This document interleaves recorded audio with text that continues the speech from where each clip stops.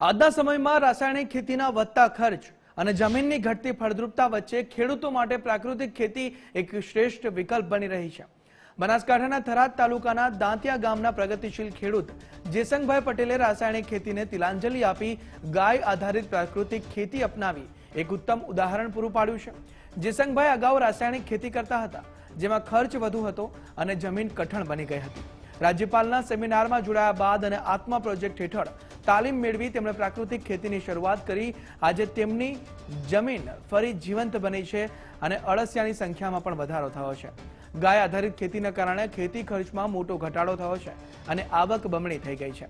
સરકાર દ્વારા તેમને મોડેલ ફાર્મ અને બીઆરસી યુનિટ માટે 1 લાખ રૂપિયાની સહાય પણ મળી છે।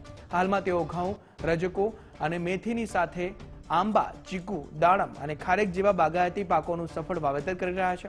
જેસંગભાઈ અન્ય ખેડૂતોને સંદેશ આપે છે કે જો જમીન, સ્વાસ્થ્ય અને આવક બચાવવી હોય તો રાસાયણિક ખાતરનો ઉપયોગ ત્યાગ કરીને પ્રાકૃતિક ખેતી તરફ આગળ વધવું જોઈએ। પ્રાકૃતિક ખેતી દેશ સરકાર શ્રી દ્વારા અભિયાન ચલાવવામાં આવે છે કે પ્રાકૃતિક ખેતી અપનાવો। એમાં જે આપણા મહામહિમ શ્રી રાજ્યપાલ આચાર્ય દેવવ્રતજી જે સેમિનાર કરે છે એમાં અમે ભાગ લીધો છે। જ્યારે આત્મા તરફથી જે તાલીમો થતી હતી પ્રાકૃતિક ખેતીની, તેના તરફથી અમે રાજ્યપાલ સાહેબના ફાર્મ ઉપર પણ 3 દિવસે એમના ફાર્મની પણ મુલાકાત લીધી। ત્યાં 3 દિવસની પૂરી ટ્રેનિંગ લીધી અને અમે ઘરે આવીને પ્રાકૃતિક ખેતી ચાલુ કરી। અમને તે અમારે પ્રાકૃતિક ખેતીથી અમારે પહેલા ખર્ચા હતા 1 એકરની અંદર 1 લાખનો ખર્ચો હતો, જ્યારે ઘટીને અત્યારે 40-50 હજારનો ખર્ચો થયો। 50% ખર્ચામાં ઘટાડો આવ્યો।